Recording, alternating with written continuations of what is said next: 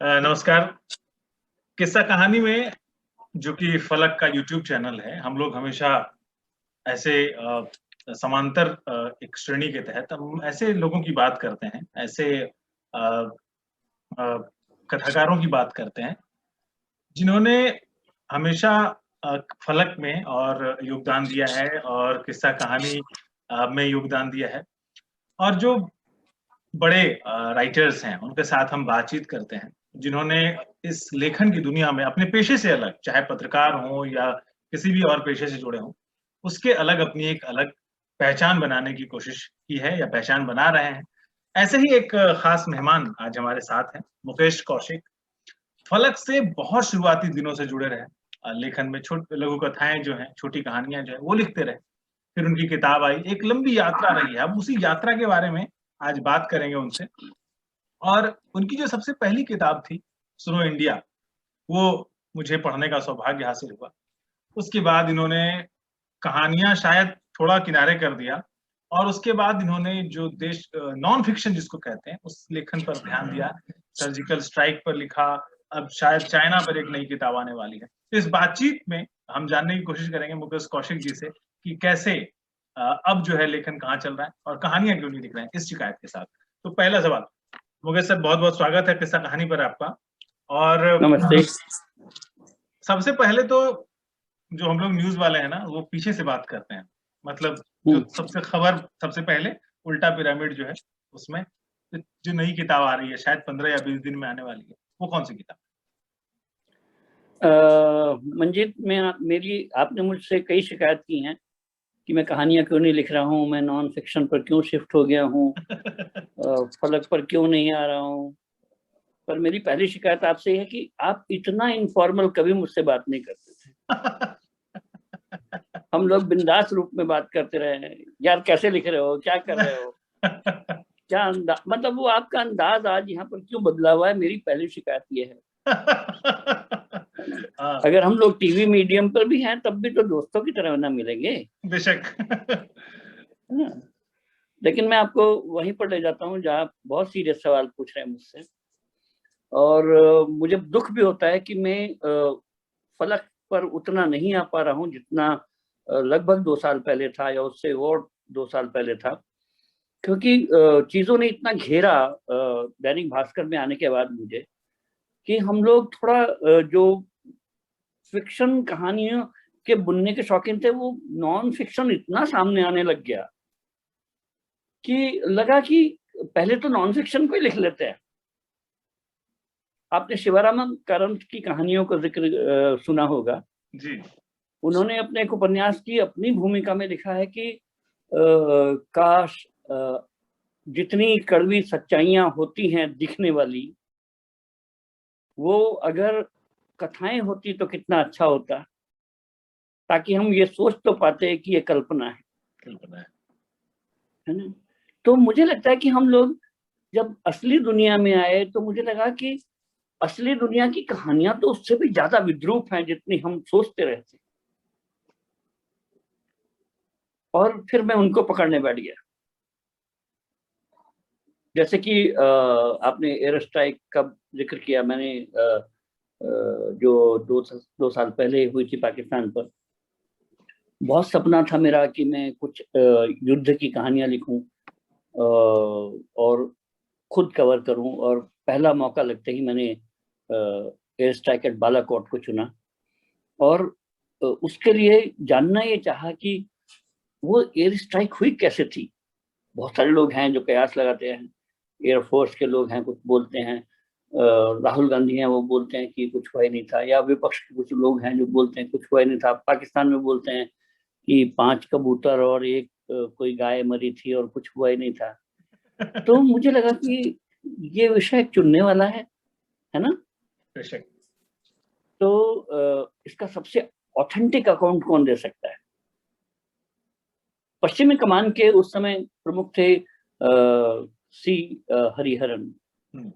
क्योंकि मैं defence cover करता हूं तो मुझे लगा कि मैं उनसे संपर्क कर सकता हूं, और मुझे पता था कि वो उतना नहीं बोलेंगे जितना मैं चाहता हूं। तो मैं उनके घर चला गया। उनकी भी अपनी सरहदें बिल्कुल हैं। सीमाएं। हाँ। क्योंकि एक सर्विंग ऑफिसर और आप उससे जानना चाहें कि आपने एयर स्ट्राइक का संचालन कैसे किया था, तो मुझे नहीं लगता कि कोई बोल पाएगा। लेकिन मेरी खुशकिस्मती ये थी कि जब एयर स्ट्राइक हुई तो उससे 3 दिन बाद उनका रिटायरमेंट था। अच्छा। और जब एयर स्ट्राइक हुई तो 2 दिन पहले उनका बर्थडे था। अच्छा। हाँ, तो ये समझिए फरवरी की बात शायद रही होगी, मैं डेट अगर करेक्ट नहीं इस समय याद आ रही होगी। 28 फरवरी को वो रिटायर हुए, 25-26 फरवरी को एयर स्ट्राइक थी, और 25 फरवरी को उनका बर्थडे था, जो आकाश मैस में था, एयरफोर्स के आकाश मैस में। अच्छा।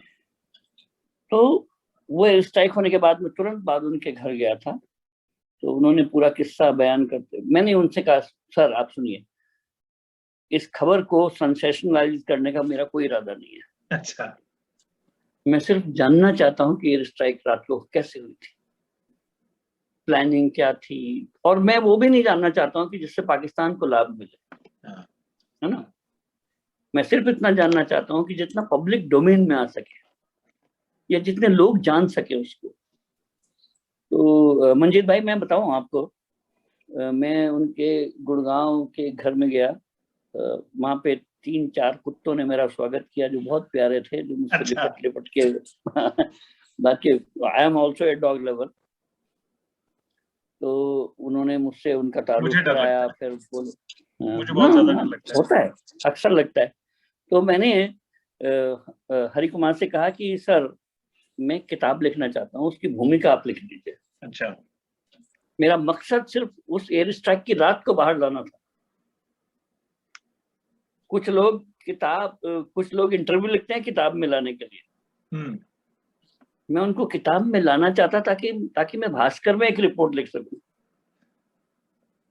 तो वो किताब मैंने जानबूझ के लिखी ताकि मैं एक रिपोर्ट भास्कर के लिए कर सकूं। मतलब पत्रकार जो है वो अपना पेशा जो है छोड़ेगा नहीं, चाहे राइटर पीछे, पत्रकार आगे। मुझे आज भी ये लगता है कि मैंने बहुत शातिर अप्रोच अपनाई थी। और जब मैंने अपने एडिटर को बताया कि मैंने मिशन कंट्रोल करने वाले, एयर स्ट्राइक को कंट्रोल करने वाले व्यक्ति से एक वादा किया है कि पहले किताब छपेगी, उसको कोट करते हुए इंटरव्यू आएगा, तो उन्होंने मेरी आइडिया को अप्रूव कर दिया था। अच्छा, ये जो आप अभी कुत्ते वाली बात कर रहे थे ना, मतलब डॉग्स के बहुत सारे लोग जो है प्यार करते हैं, मैं डरता हूँ जो डॉग्स होते हैं बहुत ज्यादा बुद्धि होती है उनमें, बहुत वफादार होते हैं। और जो दूसरा जो डर मुझे होता है वो बैलों से होता है, क्योंकि उनमें बहुत ही कम बुद्धि होती है। तो ये हमारे और आपकी वाली बातचीत है। एक देखिए, नॉन फिक्शन राइटिंग में मुझे लगता है, क्योंकि पहली किताब जो मेरी थी जो है, मतलब ये जो देश है मेरा, वो भी नॉन फिक्शन है। नॉन फिक्शन लिखने में बहुत मेहनत लगती है, फिक्शन में लिखने में भी लगती है, जाहिर है, लेकिन नॉन फिक्शन के लिए जो तथ्य जुटाने पड़ते हैं, लोगों से बातचीत करनी होती है, तो वो जो आपका पेशा है, इतने वरिष्ठ आप पत्रकार हैं, जो हर रोज लगभग दैनिक भास्कर के फ्रंट पेज पे आपके बायलाइन की खबर जाती है, तो वो राइटर जो अंदर का है, जो फिक्शन लिखना चाहता है, वो क्या नॉन फिक्शन राइटर के साथ लड़ाई नहीं करता, झगड़ा नहीं होता दोनों में, कोई संघर्ष, कोई युद्ध विराम टाइप का मामला? रोज होता है। और कभी कभी तो मन ये होता है कि जितना भी नॉन फिक्शन में लिख रहा हूँ उसको फिक्शन में ही लिखता तो ज्यादा अच्छा था, क्योंकि उसमें ज्यादा ईमानदारी होती है। हाँ। एक बात मैं आपको बताऊं, मतलब मैं विषय से हट रहा हूँ जी। मैं आपका बहुत शुक्रगुजार हूँ कि आपने मुझे कहानीकार बनाया। अरे सच्ची कहता हूँ, मैं बहुत ईमानदारी से बोल रहा हूँ ये बात।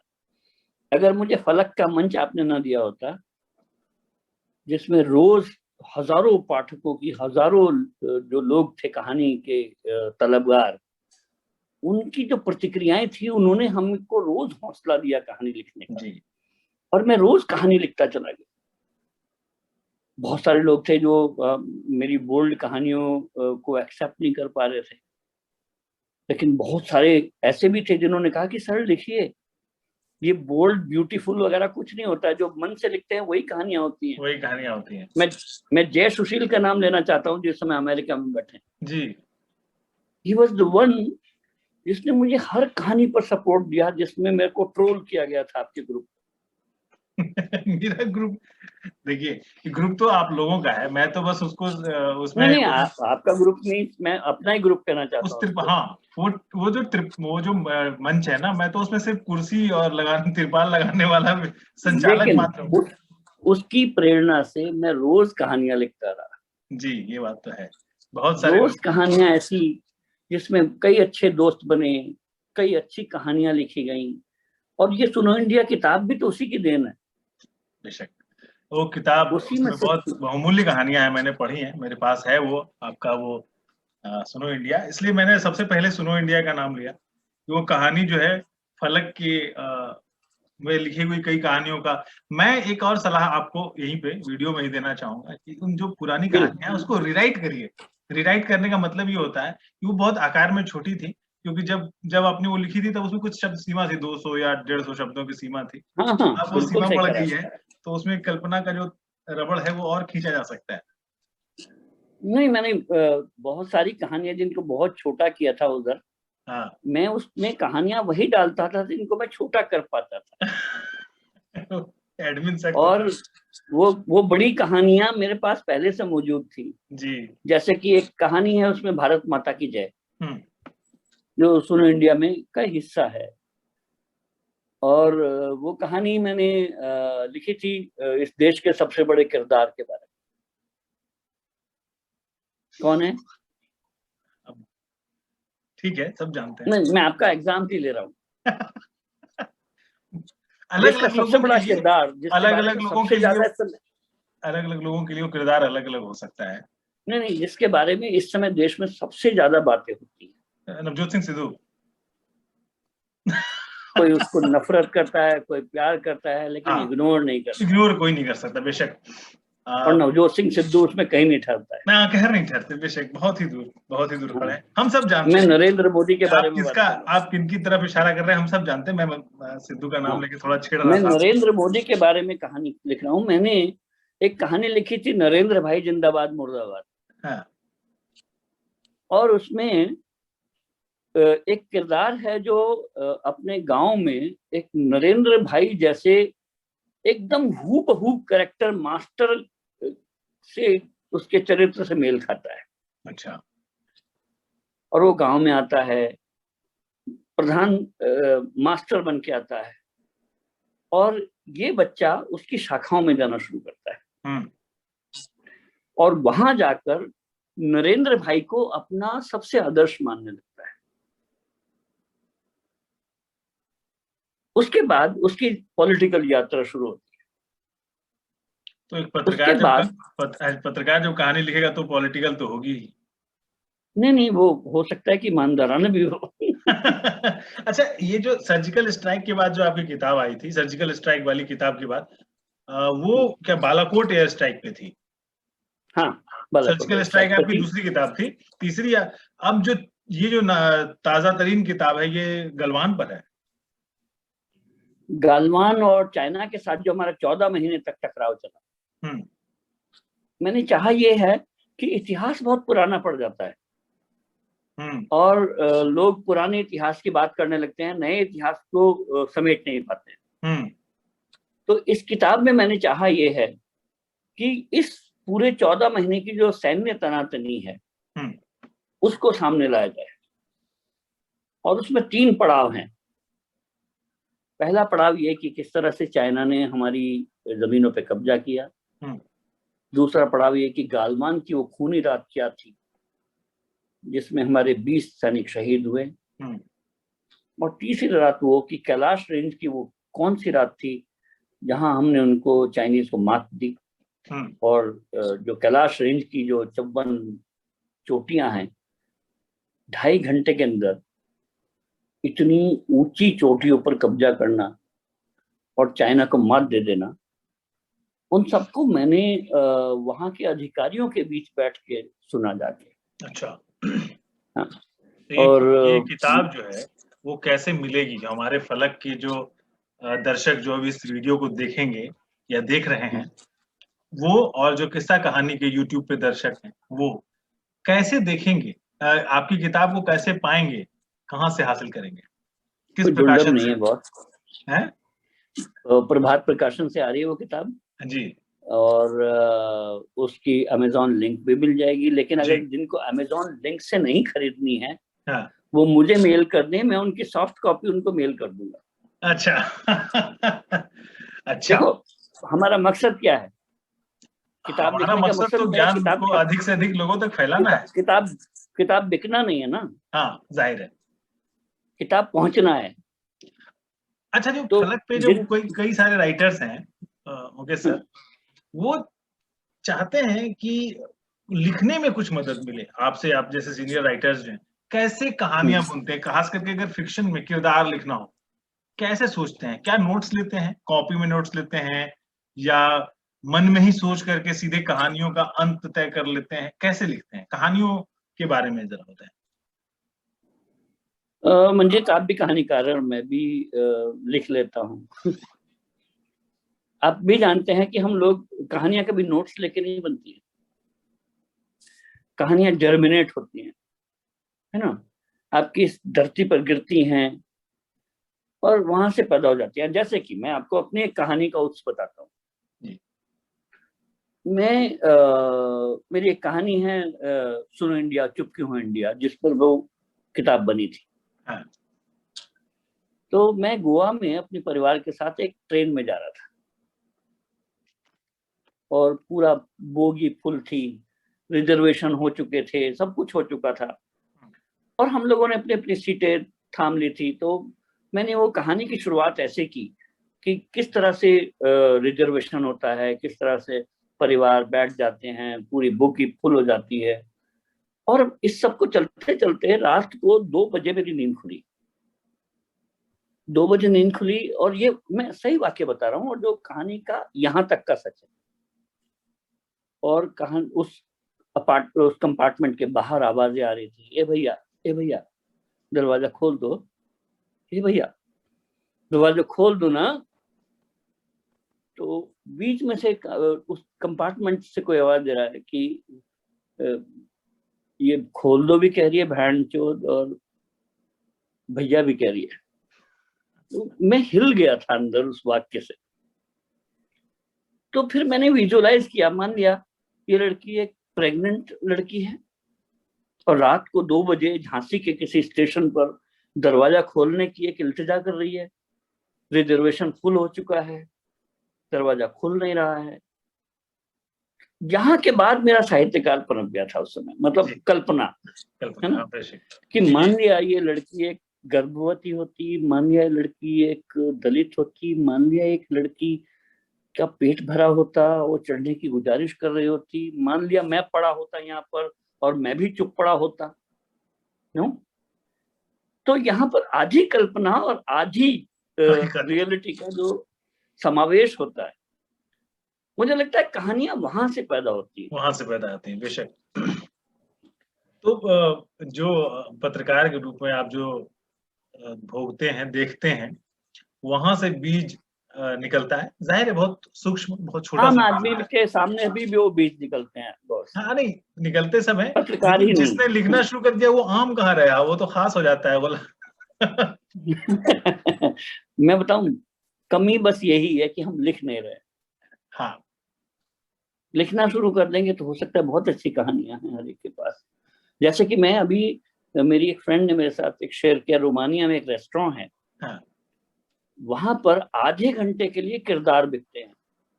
अच्छा, जैसे कि आप किताबें खरीदते हैं, वहां आधे घंटे के लिए किरदार बिकते हैं, जिनकी नौकरियां छूट गई हैं, जो हताश हैं, जो डिस्ट्रेस्ड हैं, जिन्होंने महत्वाकांक्षाएं छोड़ दी हैं, जो कुछ बनना चाहते हैं। तो वहां पर रेस्टोरेंट में लोग आते हैं और आधे घंटे के लिए किरदार खरीदते हैं और उनकी कहानी सुनते हैं। तो उसको बोलते हैं वो लाइव स्टोरीज। तो मुझे लगता है कि इंडिया में भी, और मंजीत हम दोनों भी शुरू कर सकते हैं एक रेस्टोरेंट, भारत में तो ऐसी अनेक कहानियां देखिए, मैं तो इतना पेटी हूँ कि आपके रेस्टोरेंट या हमारे रेस्टोरेंट का जो आधी चाय और आधे पकौड़े तो मैं ही खा जाऊंगा रोज। नहीं, हमारी चाय फ्री होगी वहां पर। मैंने सोचा है कि अपने युवाओं के लिए एक रेस्टोरेंट ऐसा हो जहाँ पे हम लोग कहें free T available for all youths. ठीक है, तो करते हैं इसको, ये तो बहुत अच्छा आइडिया है। फ्री टी, फ्री कहानियां। एक आइडिया जो शायद हमने साझा किया था वो रॉबिनहुड लाइब्रेरी का था, जिसमें हम जब भी दिल्ली वाले लोग मिले, दिल्ली वाले मतलब मेरा कहने का मतलब है कि फलक के ऐसे सदस्य जो पटना में रहते हैं तो पटना में, रांची वाले हैं तो रांची में, इसके चैप्टर्स बनाए जैसे बहुत सारे संस्थानों का होता है, और आपस में मिले तो एक दूसरे को हार्ड कॉपी में किताबें खरीद करके दें, गिफ्ट में किताबें दें। क्योंकि जो हमारे हमने ये तय किया है कि फलक के जो राइटर्स हैं उनको हम सपोर्ट इस तरह से करेंगे कि हम उनकी किताबें खरीद कर पढ़ेंगे, मुफ्त में उनसे नहीं लेंगे। तो इससे जो पढ़ने का जो कल्चर है थोड़ा जो कम होता जा रहा है वो बढ़ेगा। आपकी क्या राय है? मजीद, मैं चाहता ही हूँ कि फलक के जितने भी राइटर हैं उनको हम हार्ड कोर लेखकों में तब्दील कर दें। उनके पास कहानियां हैं, उनके पास कंटेंट है, उनके पास सिर्फ पब्लिशर नहीं है ना, और हमारे पास पब्लिशर हैं, हमारे पास पब्लिशर है बेशक, है ना। तो थोड़ा बहुत जो पैसे की दिक्कत आएगी वो झेल लेंगे, लेकिन आप पूरे फलक पर अनाउंस करिए कि आपकी 100 कहानियां, 50 कहानियों का संग्रह हमको भेजिए, और मैंने प्रकाशक भी ढूंढ लिए हैं। अच्छा, जो इसको छापने के लिए तैयार हैं। उनको कहिए कि आपकी कहानी की किताब आएगी।